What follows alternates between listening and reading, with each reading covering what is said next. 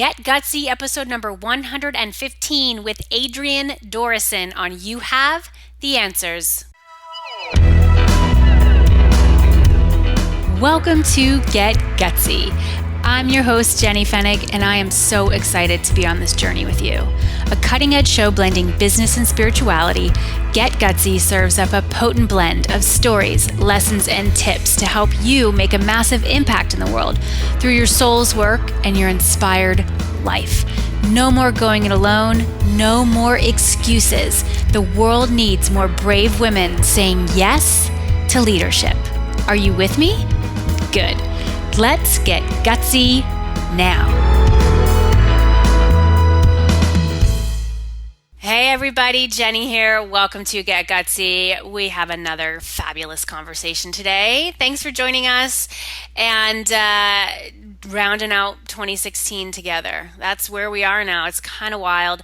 I'm feeling this thing that I tend to feel at the end of each year where it's like, you feel like you're almost going off this cliff because it's the end and you're trying to, pack all this stuff in and reassess and look back and then look forward and then take some time off. And so it's this very interesting energy that honestly I only experience in quite this way in the month of December. So if you're feeling it too, just know I'm right there with you. I feel that a lot of people here in the Get Gutsy galaxy are also feeling it. I do hope that you're taking some time off over the holidays. When you are an entrepreneur, it can feel like, taking time off is like this crazy concept that you want to do, but then never really give yourself permission to do. So please do take some time, spend some precious moments with those you care about and get ready, get ready to boost your energy because 2017 is knocking on the door. All right, y'all. So we're going to talk to an amazing gal today. Her name is Adrienne Dorison, and I met her in an online group that we're both a part of, and she's got great energy. I was recently on her show, and I'm excited to have her on Get Gutsy. So let me give her the official intro, and then let's get grooving. Adrienne Dorison is a business consultant, podcast host, and founder of Good Businesses Do Good, who helps entrepreneurs get more focused, more strategic, and more profitable in way less time. Oh my gosh, that feels so good. She loves dogs, CrossFit, and cookies. I love that. I love cookies too, Adrienne. I do. And it's good to know that you can love CrossFit and cookies, and that can be in the same sentence, and it's totally cool. So welcome to Get Gutsy, Adrienne. Thank you. I'm so excited to be here. And I am a cookie fanatic, but yes, I balance that with working out all the time. Yeah. So we even had cookies at the wedding. We didn't do a cake. You did cookies? Okay, so cookies were the dessert? Yeah. That's rad. Yeah, so you just got married a few weeks back. How is Newlywed Land? Newlywed Land is great. I mean, in all honesty, we lived together before, so oh my gosh. Maybe not as much changed as, other people who don't live together before marriage, but I wouldn't have had it any other way. And it's been really cool to be able to call him my husband. Yeah. That's a whole different level of love and commitment, I feel like. So it's been really good. Absolutely. I felt the same way. My husband and I lived together first also, and I wanted to know that we could live together prior to getting married. Although I remember we were moving in and my dad was like, Jenny, why would he buy the cow if he could get the milk for free? Yeah. Literally said that. I'm like, okay, first off, I'm not a cow. And secondly, I'm going to do it like this. That's so we're funny. Not talking about thank you for your suggestion. But we too. I was a cupcake girl, and so we had cupcakes instead of cake. And I remember my aunt being like, "You can't not have a wedding cake." I'm like, we're having cupcakes, okay? It's just so funny when you get married or just anything, whether it's marriage, business, life. People have very, very strong opinions on the way it's supposed to be done. And I feel like, that's a big root of this show. And then the gutsy piece is listening to your gut, listening to your intuition and being brave and courageous and doing things differently. So let's talk about your journey into becoming an entrepreneur. You started your career working for some company, right? Not yourself. Yeah. Tell us Not about myself. that. Yeah, so I went to grad school for a few years. And then after that, I worked for a large Fortune 500 corporation. I worked there for a few years. They bounced me around to a lot of different locations because that was kind of their way to move you up quickly inside the organization. And so at that time, like I really had goals and aspirations of being a higher up in the company. Like I knew that I was on the trajectory based on my, early path that I was going to be a VP or, some sort of CEO, CFO, COO type of material, the way that they were grooming me and the way that they were, putting me through different trainings and leadership development and things like that. Like it was, it was a really big goal of mine. Like that's really the only thought and vision that I had because I didn't know anything else, right? Like I was just like, oh, this is what we do and I'll just keep moving up and it'll be great. Until one day it wasn't. I was like, oh, I think that my goal has changed and I didn't know what it was. I just knew that I felt really creatively suffocated at work. I felt like a lot of the work that we were doing, because I was leading a lot of projects that had to do with a process and system that I was trained on called Lean Six Sigma. And so I was leading these projects where basically I was meant to innovate and help keep costs down and come up with new ways to make processes more efficient and make teams more efficient and make sure that we were basically saving as much money and energy and time as possible because we're running like this multi-billion-dollar operation here. So whenever, I would put through these projects and then we'd get the big red hand, I was just like, why is this so hard, right? Like I almost like felt this like friction of my values because I felt like, you guys are paying me here to do this work, but then it's not going anywhere. So what am I here for? So all of that frustration came up for me and I started a blog just because I needed a way to creatively express myself, to talk about some of the principles that I was so passionate about in terms of leadership and efficiency and productivity and how to make teams and processes better. And from that, I started, entering the online space through the blog and people were reaching out to me. And then I discovered that like there was all these businesses in the online world. I was kind of in this bubble beforehand, I think. And now I'm in a different bubble, right? Because I had no idea that all of this was out there, like that you have had your business for, how many years. I'm like, whoa, this is crazy to me, right? So once I started getting immersed in that, I started to think, maybe this could be more than just like a blog or a hobby. Maybe this is something I want to actually build. And so I started doing some free, consults with people to see if I even liked it. And from there, I started building this business, my current business, on the side of that corporate job. And so I did that for the first 6 months. I ran this business on the side. I paid off all my debt during that time because that was a huge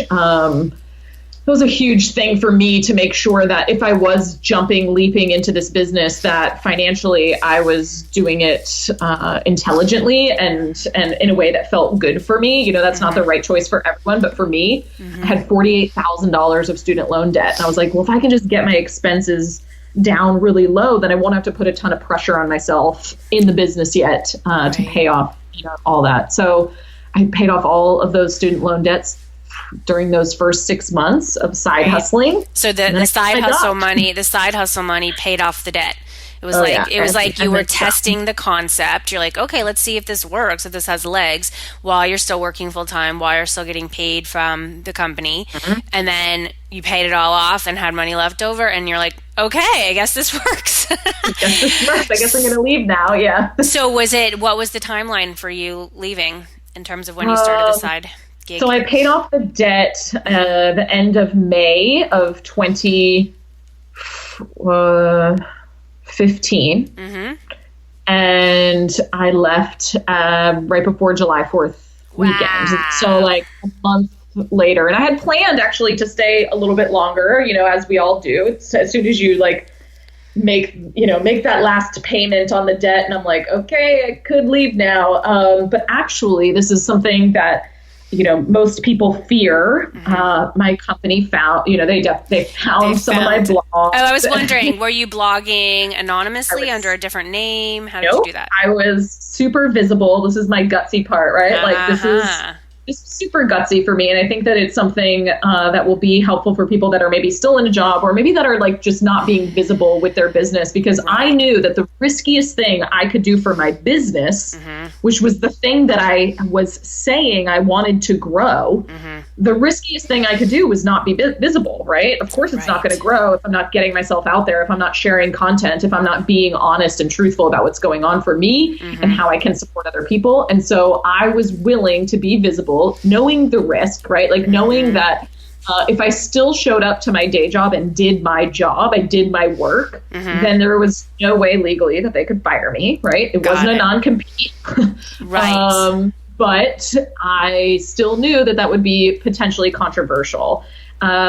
But I had to like really sit with myself and know that the universe would push me out when it was ready, and it did, right?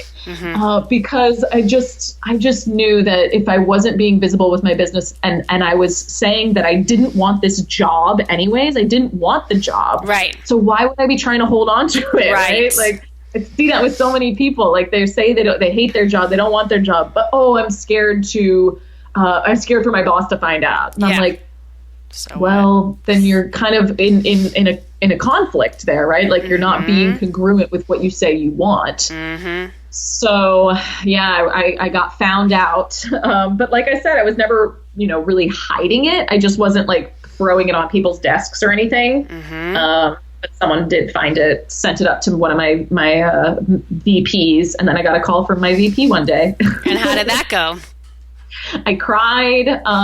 It was a conversation that started, where he was like, "Hey, what's going on?" And I was like, "Oh, this is interesting that he's calling me," because he was my mentor in the organization at the time. So it wasn't like super random, but it was kind of random because usually we had like schedule calls. And I was like, "Oh, what's going on?" And he was, kind of just talking like normal at first, which later pissed me off because I was like, he was just baiting me, right? Got it. And then he was like, "So I had this blog fall on my desk today and I wanted to talk about it with you." And I was like, okay. I said, "Let me close my door." So I closed my office door, and the article that I had written was about why you need your day job. And it was all about really using that day job to support your business growth if you were someone who was growing a side hustle, right? And why having a day job can be a really beneficial thing for you. Right. But yes, you still have to show up for your day job, do the work. And that blog was actually written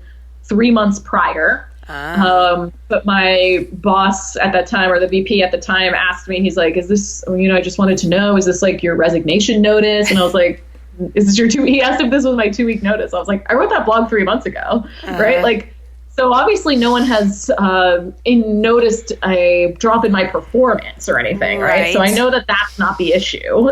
So what is the issue? And they just really wanted to know my intent. Was I planning to stay? Was I planning to leave? And so I had an, honest conversation that I didn't really have a date, like leave by date, because I didn't. But in the long term, like know that my goals had changed and I was going to be running this business. And so at that point, he told me like basically I was committing corporate suicide, but I could redeem myself by making a public apology if I wanted to. Wow. It was a real awkward conversation. Or I could but basically just make a decision on what I wanted to do. And so the next day I came in and I told my regional manager that I would be leaving. And I told her I was happy to stay as long as they needed me to train someone else. I wanted to be a good member of the team. I wanted to help them transition. And then they asked me to stay an extra 2 months. And I was like, whoa.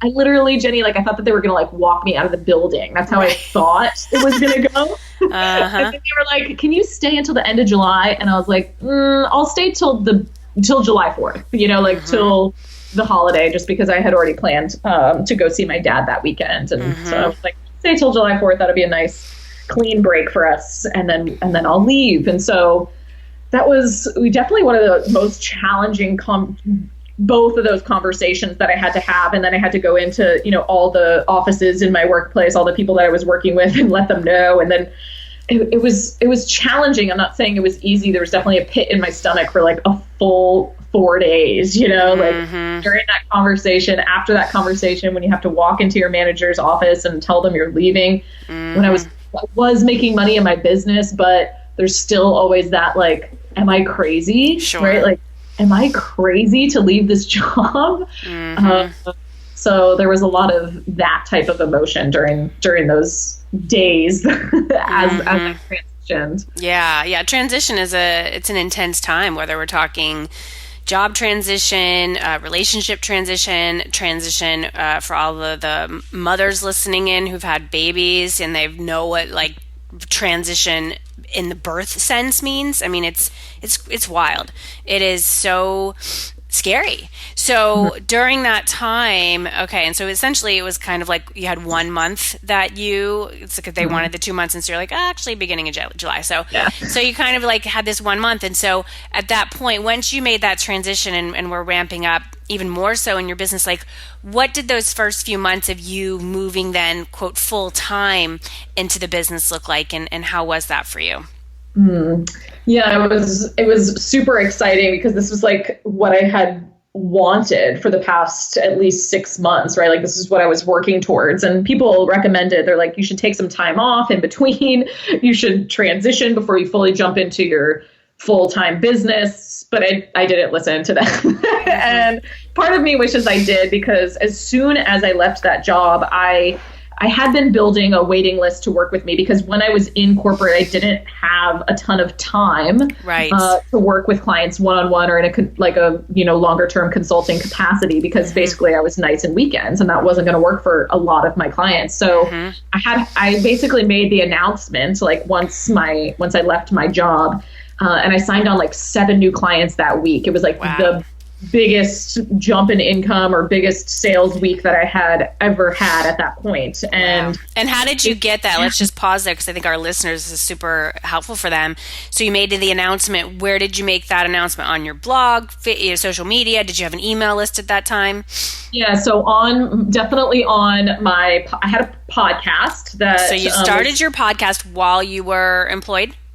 I did. It was like right towards the end, right? So I really wanted to I had all these plans for the podcast for like the past 2 months, but then right as I was starting to transition, I knew that I was going to have more time and that I was going to be able to really run the podcast, because I was actually never really great at consistently blogging. I think that I like the idea of blogging. I'm actually a good writer, I think. But I was never great at being consistent about it. And so I knew that the podcast was going to be a better venture for me. And it definitely was. I've been consistent ever since. But I actually started with a daily podcast. Wow. So that was something that I needed a ton of, I was recording in advance and things like that to make sure that we had enough content to go through. We don't do daily anymore. What do you do now? What's your frequency? We do Tuesday, Thursdays, so 2 times a week. Okay. Just still a lot, So I started with twice a week, and then after close to a year, I scaled back to 1 day. Although what we do now is that we'll do like certain weeks, but we do these like extravaganzas. Like we had one a couple weeks back, and we called it Gutsy Coach Week. And literally, Adrienne, we had 15 episodes in 1 week. Oh my God. I know. And it was super fun. We interviewed a bunch of our graduates from our coaching school, and it was awesome. And once I scaled back to the 1 day, I like had more creative space inside of me to conceive of some of those concepts. So, but like you, I think, committing to podcasting it has been easier for me than consistently quote like blogging writing wise, even though I love to write, because I think because you can like batch the episodes easier, like you could have a back pile of however many, and then you just schedule them to go. So I love your thinking around that. Okay, cool. So you made the announcement on your podcast. Where else? Podcast, on my email list. I think my email list was the place where I definitely had the most, people that were ready to buy, people that were, following me for a while, whether they had originally found me via blog, podcast, or I have a Facebook group. So they potentially, heard me in there. Right. But most of those people do eventually join my email list. So I made that email list announcement. I definitely announced it in my Facebook group and opened the doors for a few more spots is basically how I positioned that, because I knew I was going to have some more time, and I knew that the demand was there. And so I capitalized on that while it was hot, like, hey, I'm leaving my job. Let's do this thing. Do this. Yeah. And are a lot of your clients, would you say that they were in similar situations as you, like working full time and building side hustles? Like, how would you classify those people, especially when you were making that announcement, you got those 7 new clients? Like, who are those people? Yeah, in the beginning, especially during the first, I would say, 6 to 8 months of my business, a lot of them were side hustlers or had just left their jobs and really needed this business to work out type of thing. Some of my clients left their jobs even before I did, which was really great. Some of them have been in business for a while and they just knew that it wasn't as profitable or leveraged results wise as it could be, which is my specific expertise. So I think that I was definitely attracting people who had businesses that were maybe either running on the side or were already running, but they really just wanted to leverage that a little bit more effectively than they were. So I think I kind of got a lot of them because I was going through that, like we attract that when, people ask me like, do you work with just women? And I'm like, no, I work with men, but it's like 90% women because I don't know. I guess that's just what I draw in, right? Like I've never marketed specifically to them, but because I am one, maybe that's how it works. Yeah. I found I used to market specifically like to women. And then this year in 2016 was when I said to myself, well, why does it have to be just women? Like I kind of just grew out of that. It was something I needed to do for a phase. And then we just started having guys like join. I started a free Facebook group like a little more than a year ago. And I did a challenge earlier this year. And it was, this guy came in and he was rocking the challenge. I'm like, oh my God. I was like, Barry the barrier breaker coming in. And when it came time to choose the winners, I like, Barry is the winner, and if I don't choose him, that's like sexism, And so, and Barry is the clear winner here. He was, and I told him, I was like, Barry, you are the barrier breaker, and he really paved the way. And so now we have guys joining our paid programs, and again, like majority, it's women. For us, it's still like 98% women, but I know that's going to evolve over time, and I want to make a safe space for these guys. I'm like, listen, if you feel called to be with us and you're not threatened by being around a lot of strong women, then come on in. That's really cool, though, and it's interesting to hear that you have similar experience. Okay, so you've been doing this for, now full time, about year and a half. Just about a year just about a year and a half. I'm like at the 2-year mark for being in business, and then about a year and a half like as a full-time entrepreneur, which is super crazy. Yay.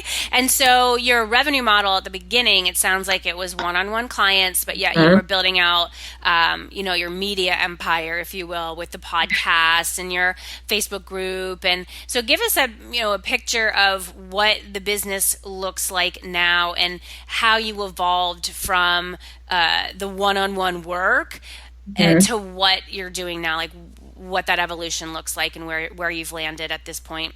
Yeah, so it's definitely a constant evolution, right? I think that sometimes we're like, yes, this is the perfect way to work with me. And then as we do it, we evolve and our clients evolve. And I think that has been like one of the biggest lessons to me, like with being okay to change things, right? Like being okay to start something and be like, you know what, guys, this isn't how it needs to happen, actually. And that's really scary because, if you sell someone something, right? Like, especially now that my income streams have changed a little bit and we promised this, is it out of integrity for me to change things? And I have to always ask myself, like, well, am I making it better? Am I making it a better experience for them, right? And if that answer is yes, then no, it's not out of integrity because I didn't sell it to them with the intent to change things. But I think that we have to give ourselves permission to evolve and permission to continuously improve, because that was my entire background in corporate, was like continuous improvement. That's right? what Six Sigma is. Yeah, continuous improvement. So it's like, if I don't live that was the thing that frustrated me in corporate. So if I'm not able to live that, then I'm in my own business, I know I'm going to get friction with myself again, right? Like friction. And so right now, the way that my business is set up is I do still have one-on-one clients. These are the people that I think are at a little bit higher level when it comes to their businesses. They are earning high 5 figures to multi 6 figures, and we're really leveraging and scaling what they're doing a little bit more effectively. So they're probably maxed out on time, or they know that they have an unscalable business model. How do we, again, continuously improve what they're doing, because they're already doing great, but really we have to develop their leadership a little bit more, help them become that CEO and really build something that's more scalable. So those are companies that I go in and consult with and work with their owners and solopreneurs alike to help them do that. Then I have a mid-level program, which is what I call Momentum. And I classified my programs based on who I think my customer segmentations are, right? So I'm meeting each of them where they are versus trying to sell someone into a high-end program who is completely not ready for that, right? Which I see a lot of. And so I meet my Momentum clients with a mastermind, and they're people that are really they're making income, they're making profit, they're profitable in their businesses, but they aren't necessarily doing that as consistently as they would like to. They really want to start ramping up their revenue streams,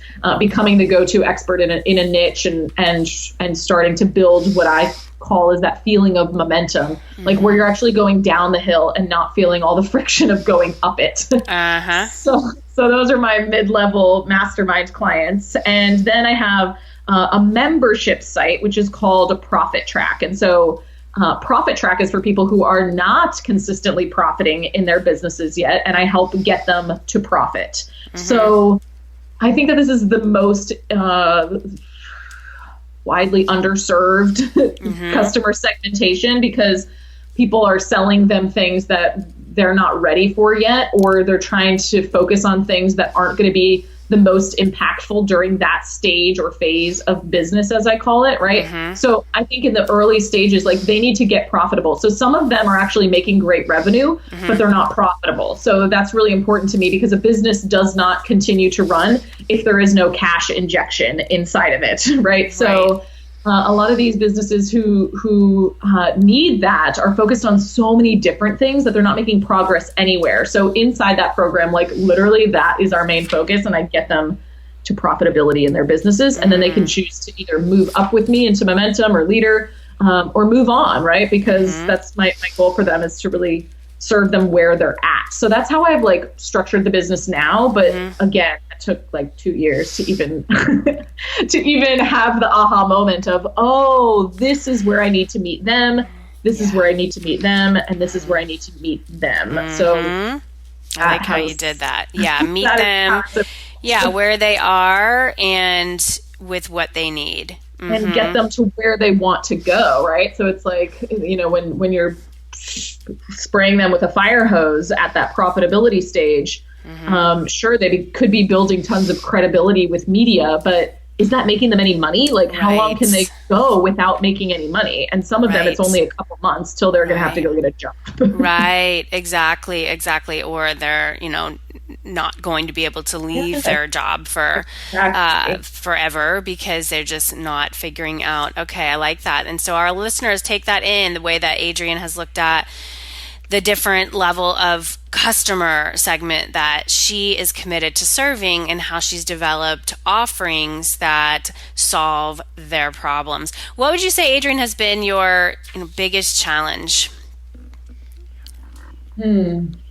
Boundaries. Okay. For sure. Like, I love people. I love serving. I love helping people get the results that they want. Like, it lights me up when I see people in my programs that are, leaving their jobs, or finally getting profitable in their businesses, or landing that interview that they wanted. And so for me, I've always wanted to overserve, over deliver to a point where I can end up resenting the very thing that I love doing because I don't put boundaries on myself. It has nothing to do with my clients, right? Like, has everything to do with me because they've never asked for that. So that's definitely something that I've been like consciously working on this year as my business grows, because even things like responding to every email that I get from my email list, it became like overwhelming. Yes. And I was like, no, but I want to keep this connection. Like, I want to be able to email them all back. I want to be able to have them hit reply and me respond. And at a certain point, I realized like, that's not sustainable for me if I want to serve my clients the way that I want to, you know? Absolutely. And myself. Absolutely. And now, now you're a married woman. And so there's other parts of you that you want to nourish and nurture and grow. And that I definitely have struggled with very similar things. And when you look at that too, you start seeing that it's not, well, for me anyway, I speak for myself, that, if we're struggling with boundaries in business, where else are we struggling with boundaries? Because it tends to not just be there. And so, okay, wow, there's other boundaries in your personal relationships or, some other category. And so we can get to the root of what that's about. And, is it that we feel like we're going to disappoint people, that they're not going to like us, that they're going to think we've got too big for our britches, whatever. Oh, yeah, all those things. All those. Right. And you're like, oh my gosh, who am I if I'm not doing these things that I used to do? But, that really goes to your point of the CEO energy. And there's certain CEOs out there who pride themselves on they have their own email and they respond to everything. And I'm like, oh my God, when are they doing this? Are they in the middle of the night? Like, and I think for me, I've learned I really need my sleep like that. I sacrificed a lot of that in my first several years in business. And I'll go through times, during a launch or whatever, when I do sacrifice it again. But I mean, I'm going to be 40 next year. I have 3 kids. There's moments when I'm like, I can't do this like this anymore. Like, this ain't happening today. It's just not, and you're realizing like your health is the most important asset you have, more important than anything else. And so the boundaries piece is big. And it also is showing your clients, your tribe, you're modeling. You're modeling how they do it. I've had many clients come to me. They're like, hey, Jenny, I just won today. And she's in my mastermind. She's like, I love the way you set up really the how do we call it? The guidelines, kind of like our rules in our free Facebook group,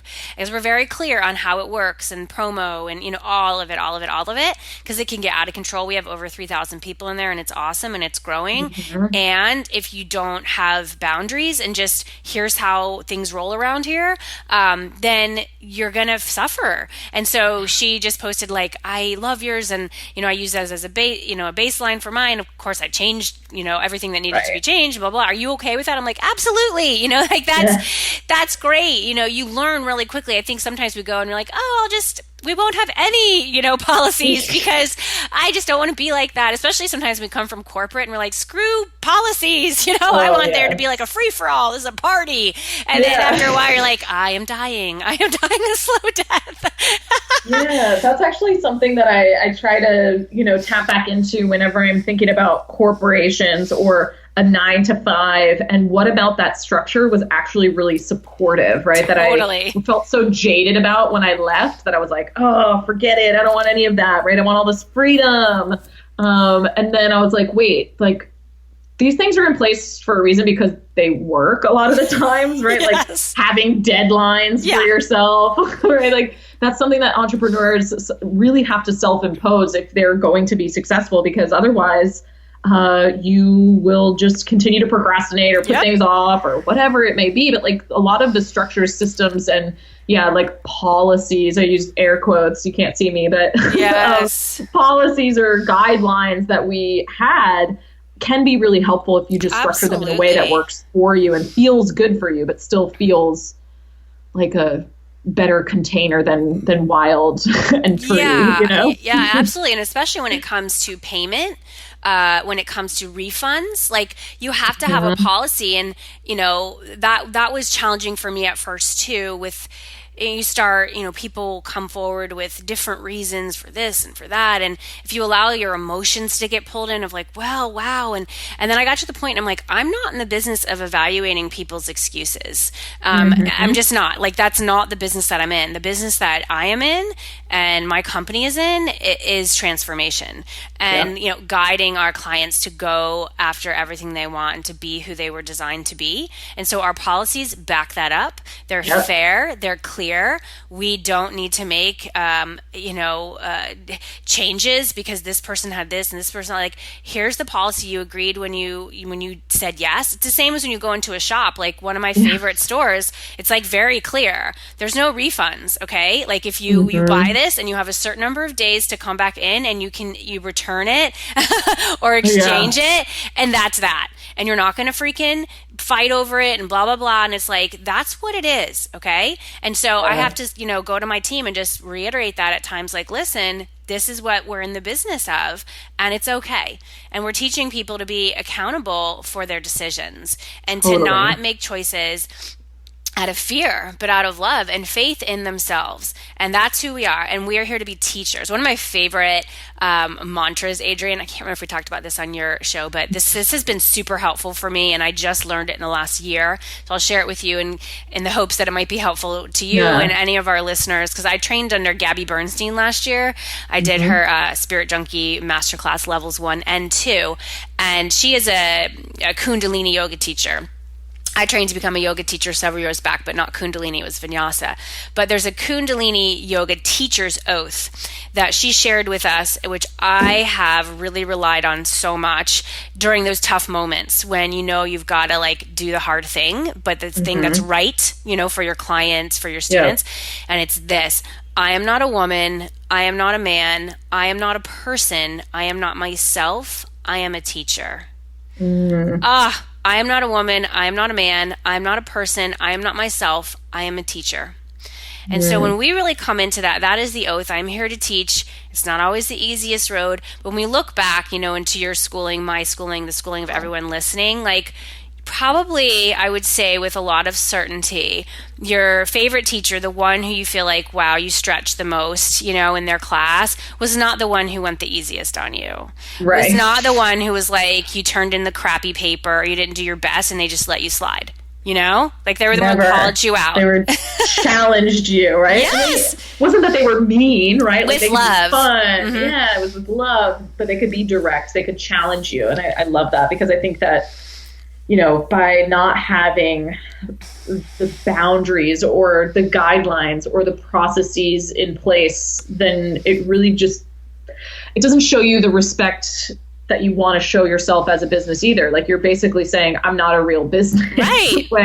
when you do things that are like, when you think about the refund policies and the refund policy at your favorite store, right? Like, well, why would you treat your business any differently, right? We're basically saying in the service area that things are different here, or that this is not a real business. Right. So it's not real because it's like online, we don't have like a bricks and mortar operation. So it's kind of like a half business or, and so, and I think that's what you're teaching your people. I'm teaching my people, like, this is real and you better treat it as such or else you going out of business, Right. And so, is that what you want to do? Or if you don't think it's a real one, then you could go start a bricks and mortar if you want, but that's going to be much more expensive. Absolutely. Absolutely. And it's a lot more overhead, different considerations with staffing, everything else. I mean, I think online businesses are such a gift. And, there's never been a better time to get into this game with the technologies that are available to us. A lot of them low cost, even no cost. I mean, it's fabulous. So how have you tapped into, a spiritual practice or really connecting in with source, inner voice? Like, just talk to us a bit about what that looks like for you and how that's helped you navigate fear, doubt, resistance. So for me, I had a religious background gone wrong. I don't know if many people can relate, or maybe they are religious, but for me, I am no longer religious, but spiritual. Like I believe in the universe. I believe that I can be a good person without believing in religion necessarily, and so that's kind of what I always tap back into. I've also been, really learning how to trust myself more, which has been like a huge challenge in terms of business. But it's been revealing itself to me more, right? Like whenever I do not trust that intuition, like thinking about that the next time, like what did that feel like? I knew I knew the answer. Right. But I didn't do it, and why not, right? And whether it comes to making people decisions or business decisions, and I think that that's something that I've been really trying to hone in on even more so. And I would say that I'm like spiritual, and that's a part that a lot of people don't see when it comes to my business, which is really interesting that, we're talking about it, because this is like your whole thing, right? And so I think that that's so important for me to have, but it's not something I necessarily teach. And so, but I still want to like encourage my clients and encourage my people to number one, trust, right? Like whoever they're trusting, themselves, the universe, a God, etc. And that they have someone to go to, right? They have something to go to be with, to be quiet with, to tap back into when they need support, feedback, answers, etc. That no one comes to me for like a magic bullet, right? Like, there are answers and you have them. It's about figuring out what those are. And of course, tangibly, strategically, there are things that are going to be more effective than others. But for me, spiritually, that's an important part of my life that does seep into my business. But it's not like I'm teaching people about the chakras, Right.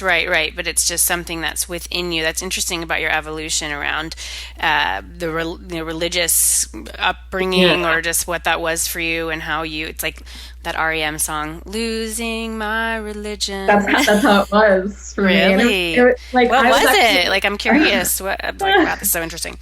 I know. So, like, I was very religious. I think in my youth, just because my mother at the time. And I say mother at the time because we know we don't have a relationship. But like when I was growing up, we were Catholic, and so that was how I grew up. And so I always kind of just thought, oh, I'm Catholic, right? But then as an adult, when I was in college aged, I was like, am I really Catholic? Like, what does this even mean? Right. So I went and I started going to some more like contemporary, non-denominational churches, and I got like really involved in those in my 20s. I was super committed to what I was doing in the church there. And I felt like that was an important time in my life. It was a time in my life when I really needed God. I really needed that community. Yeah. And I was like fully immersed in it because I had some like traumatic relationship things happen. And I really turned to that at the time, right? Like that was what I needed. Then I met my now husband, and we started going to church, and because that's what I did. That was that was where I had really immersed myself and found so much love and hope and faith in a God, right? Like that was an important relationship for me. And then we started teaching Dave Ramsey's Financial Peace University, which was how I paid off my debt. Was I went through Dave Ramsey's program. I fully believe in Dave Ramsey's program, but a lot of the things that I believe in as a person conflicted very much with how the church was run, right? So believing in non-judgment or loving all people, right? Like I could very much tell that was not how things were being run, and I didn't feel as much connection. Like when we were not married at the time, and then we were no longer able to volunteer and teach that class. Because you weren't married? Because we weren't married. Got it. I was like, oh, this is really interesting to me, right? That a God that is supposed to be so loving. Right. Doesn't approve, right? So that I was never going to be good enough. Right.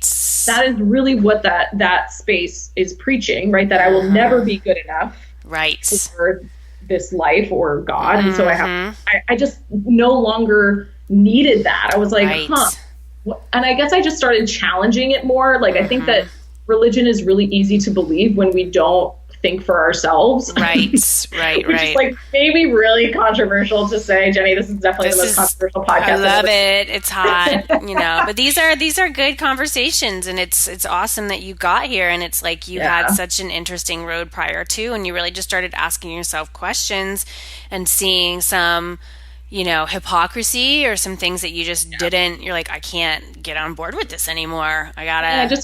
That was it. Like, I just couldn't get on board with it. And, and for me, I still love the people that I met in the church, because that is my religion. That is my spirituality, is like loving people, right? Like loving people because they are people, without judgment of them. And so I felt like that was not what was happening inside of the churches. And so I was like, well, this doesn't really align with who I want to be as a person. So let me just be me. I still love these people. I still believe in doing good, right? Like, I have a whole stem of my business about doing good and how we pour back into other people. But I just really had to start trusting myself again, right? Trusting myself, because that was something I felt I lost when I was there. And so trusting myself and knowing that I knew what was right for me and right for my family, right for my husband, and that we didn't need to experience judgment of us,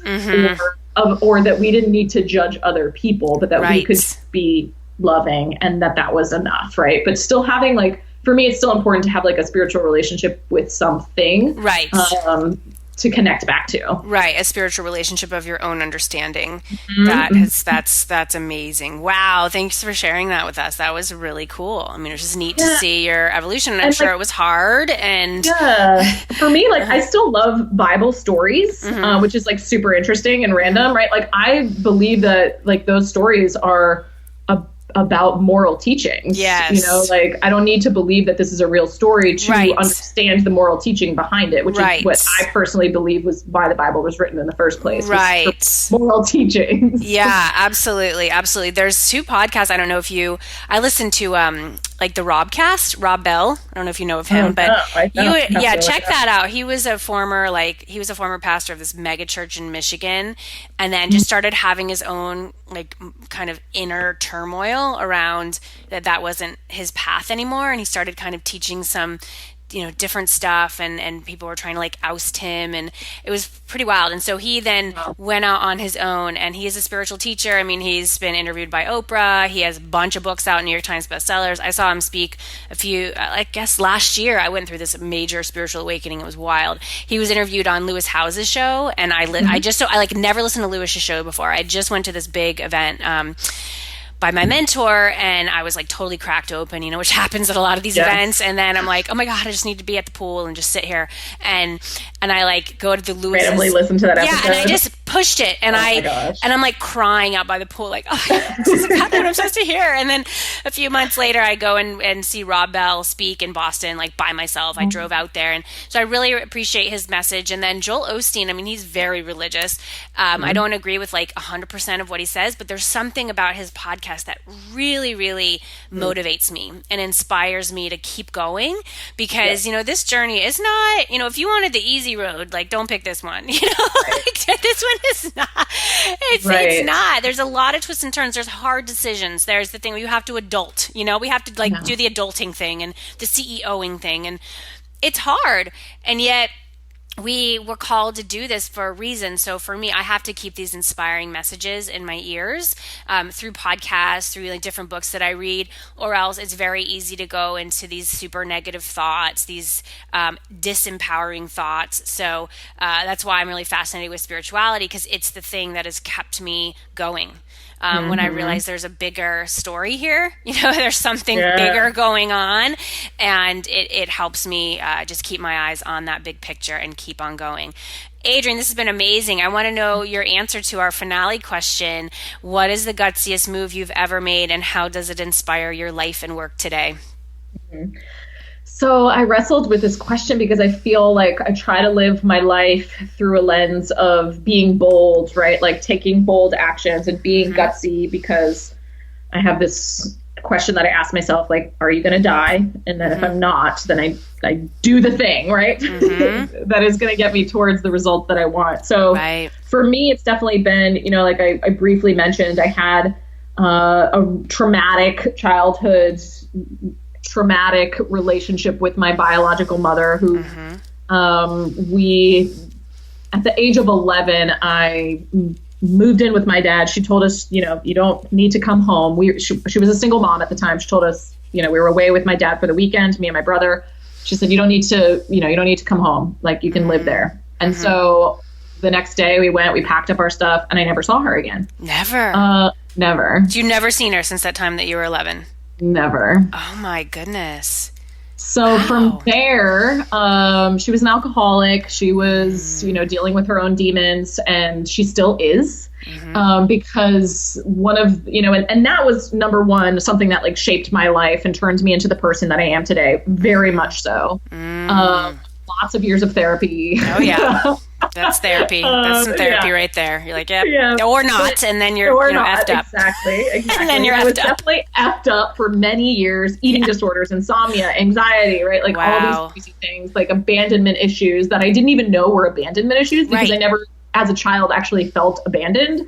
Wow. I felt it was awesome because you did. I was in such a horrible relationship, and horrible living situation when I was with her, abusive, alcoholic, that I was like, thank God I get to go live with my dad. Like, this is what I wanted, right? But then as an adult, as I went through the therapy, I was like, oh, I've been trying to prove myself to someone. I've been trying to be the best. I've been trying to be well-behaved and get the gold star and everything to prove myself to someone that is not even watching me anymore, right? Oh my. So all that came up, but all that to say that one of the gutsiest things is that when I started my business, not only was I being visible in that job, right? So of course my VP found out, eventually had that conversation at my corporate workspace about, was I leaving? So that was a scary conversation. That was a scary, big, bold, gutsy move. But my biological mother came out of the woodwork at this time as well, because I was being more visible. My success was blasted on the internet. I was now much more searchable, and I got threats on my life, had to get restraining orders. From her? Yeah. All those years later.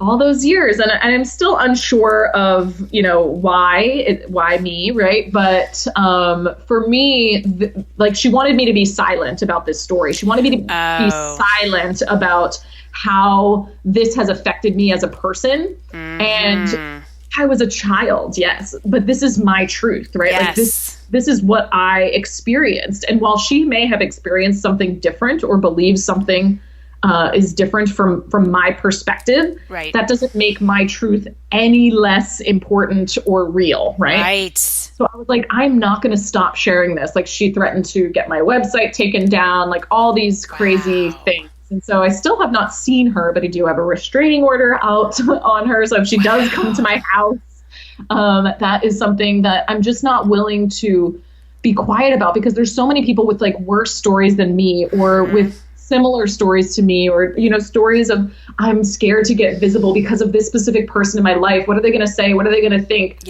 How can I be successful, with all of this in my past? And I just want to say, you can, right? Like, do not let these things impact you, because really, this is a story that I feel is important to who I am as a person. And it's important to share for other people so that they understand, like, you can be successful at anything you want, but are you being gutsy enough to get it, right? Like, are you willing to be gutsy? And sometimes it's doing scary things. And that for me is like, every time that I do share this story, I know that there might be an aftermath, but that is okay. Right? Wow, you are gutsy, girl. You might be the gutsiest yet on this show. I'm serious. I'm like, girl. But you know what?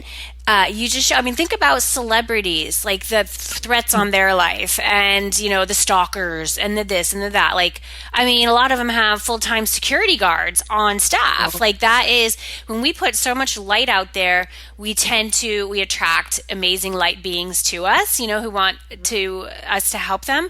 But then we also attract those who have a lot of darkness. And, they want to seep off the light, and they're threatened by it. And we are that mirror. And so, I appreciate you sharing that story about your mom. I'm sorry that you have to go through this. And I know that, from a spiritual connotation, from that place of like, what is the whole purpose here? That she is your spiritual assignment and vice versa. Like you are hers. And I will encourage you, you probably already have your own stuff, but, to have on that cloak, that protective cloak around you I'm sure you worked on a lot with therapy, but that we can allow ourselves to not be penetrated, to not be hurt. I have with my mom, like we do have a relationship, but it has been tough. There have been many times where we have not had a relationship and it breaks your heart because it's like the root of everything. You're supposed to have that relationship with your mother, the woman who birthed you, brought you into this world. And yet for many of us, we don't, or it's not easy. We wish it could be different, better, and yet here we are. I do believe that we choose our parents, and they help us develop into who we're meant to be, so we can fulfill our assignment. When we're in the midst of it, sometimes we're like, "Are you freaking kidding me? Why would I have chosen this person?" Or like, "Come on, why can't I get my friend's mom, who's awesome and like who's like always supportive, who gets it?" And it's just. That's not where we are. But I give you so much credit for being able to share and not be afraid. And for our listeners, like, you know what? Crazy shit is going to go down as you do this work. And you don't know what it's going to be, but are you willing to handle it? Because it can be handled. You can get that attorney. You can get that restraining order. You can, deal with what needs to be dealt with. I mean, I have had plenty of stories from my friends who have, crazy customer stories or crazy. I mean, it happens. It absolutely happens. Wow. Thank you for being You're welcome. brave. And that to me is like why I always share so much love with people that are in loving all people. With like Taylor Swift. I'm like, the girl's got enough people hating on her, right? Like whether you like her or not, right? Shake it off.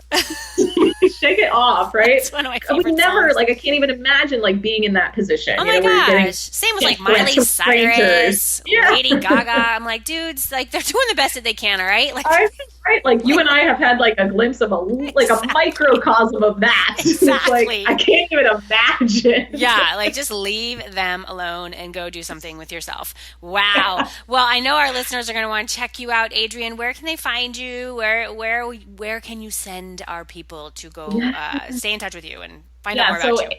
If they want to go and like see which phase of business they're in, I have a resource for people that, if you're in the profit phase or if you're in the momentum phase or if you're in the leader phase, I have a freebie that talks about the key activities that I would focus on depending on which phase that I was in so that you're working on the right things and not just like random things in your business. Go to adriennedorison.com/profit in 30. And that will take you there. You can also just go to adriennedorison.com and there'll be links on the homepage to find out more about me, to go to the podcast, to sign up for that freebie, whatever suits you, or you can, send me a message. But that's the best place to find me and connect. And I just appreciate being on here so much. This was super fun. Thank you, Jenny. Yeah, I'm so glad you came. So everybody, adriennedorison.com/profit in the number 30. Yep, Adrienne, right? It. Okay, and we'll have it linked up on our show notes page, jennyfennig.com. You can search for Adrienne in the search bar, and you will find this episode. This has been extraordinary. You are the ideal guest to round out 2016 for our listeners. Girl, I'm so happy to be connected to you, and I'm so happy that you live in my city of my birth, which is so cool. And we went to the same college, right? We did. Right. We're Gators. That's right. I mean, come on. Like, this is no wonder we both went to that school. It's so freaking cool. Oh my gosh. Oh yes. Well, thank you everybody for being here. Go out and take action on something you learned from today's episode. This is Jenny Fennig sending you so much love, light, and faith as you get gutsy. I will see you next time. Hey, this is John Lee Dumas of EO Fire, and you're listening to Get Gutsy with Jenny Fennig. Gutsy leaders unite and ignite. I hope you enjoyed this episode of Get Gutsy as much as I enjoyed creating it for you. Are you responsible for leading and growing your spiritual business? If so, I have a free tool for you that will help you spread your message like wildfire. It's called the Sacred Marketing Puzzle, and it's a one-page PDF guide that simplifies the often mysterious and confusing world of marketing. When you use sacred marketing tools to amplify your message, you'll provide huge value to your tribe and grow your business. What are you waiting for? Go to jennyfennig.com/puzzle to get yours instantly. That's jennyfennig.com/puzzle. Gutsy leaders, unite.